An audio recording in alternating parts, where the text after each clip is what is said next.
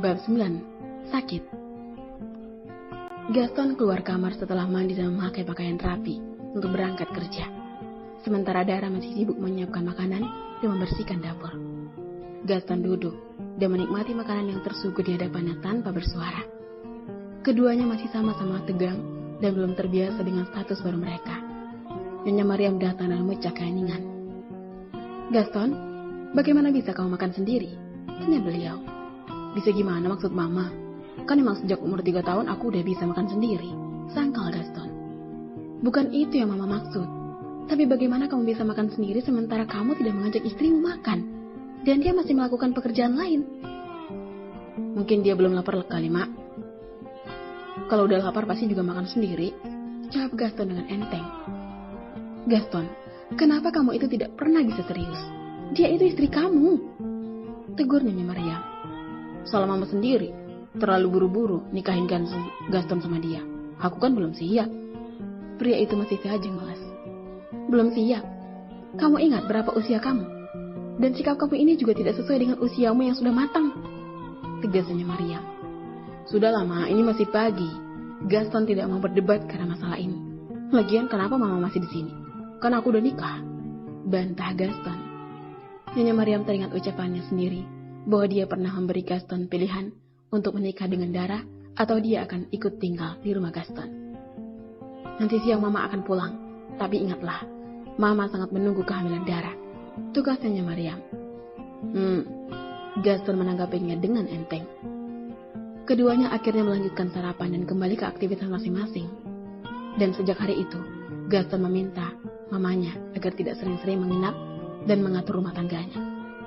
Hari telah sore, Gaston pulang dari kerja dan dia dapati Dara sedang memasak, mempersiapkan makan malam.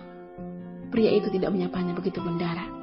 Gadis itu masih sangat sungkan menganggap majikannya itu sebagai seorang suami. Usai menyiapkan masakan, Dara masuk ke kamar untuk merapikan kamar. Dia yakin pasti suaminya menaruh barang dan pakaiannya sembarangan. Saat masuk ke kamar, dia tak mendapati siapa-siapa di dalamnya. Dara berpikir bahwa suaminya mungkin sedang mandi. Setelah usai merapikan semuanya, gadis itu duduk di sofa dan bersandar. Mungkin karena terlalu lelah melakukan pekerjaan rumah, dia pun ketiduran. Gaston keluar dari kamar mandi, dan dia lihat istrinya tertidur di sofa. Pria itu berjalan mendekatinya. Niat hati ingin membangunkan, namun saat dia sentuh lengan Dara, dia merasakan bahwa tubuh Dara demam. "Dia demam?" gumamnya dalam hati. Gaston sejenak berpikir, apa yang harus dia lakukan? Apa aku harus membangunkannya, lalu mengajaknya ke dokter sekarang? Atau aku kasih aja dia obat? Jika besok belum sembuh, baru dibawa ke dokter. Pria itu sedikit ragu untuk mengambil tindakan mana yang lebih tepat untuk dia lakukan sekarang. Hingga akhirnya dia lebih dulu membangunkan Dara. Bangun!" Dengan sedikit menggoyangkan lengan Dara, Gaston membangunkannya. Dara mulai bergerak dan matanya sedikit terbuka.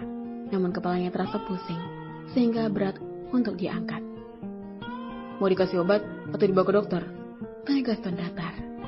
Dara mengerutkan dahi mendengar pertanyaan suaminya, lalu berusaha sekuat tenaga untuk bangkit. "Obat? Dokter? Dari mana Tuan tahu kalau saya sakit?" "Jangan kegeeran. Aku niatnya mau bangunin kamu, suruh tidur yang benar. Jangan sambil duduk. Tapi gak sengaja aku menyentuh lengan kamu yang suhunya panas," jawab Gaston sambil memalingkan wajah. Pria itu jelas saja tidak mau ketahuan jika sudah sempat memperhatikan istrinya. "Ah, begitu. Terima kasih Tuan sudah peduli sama saya," jawab Dara sambil tersenyum. "Ya elah, gitu aja merasa dipeduliin. Jelas saja kau tawarkan begitu, karena kamu tinggal di rumahku.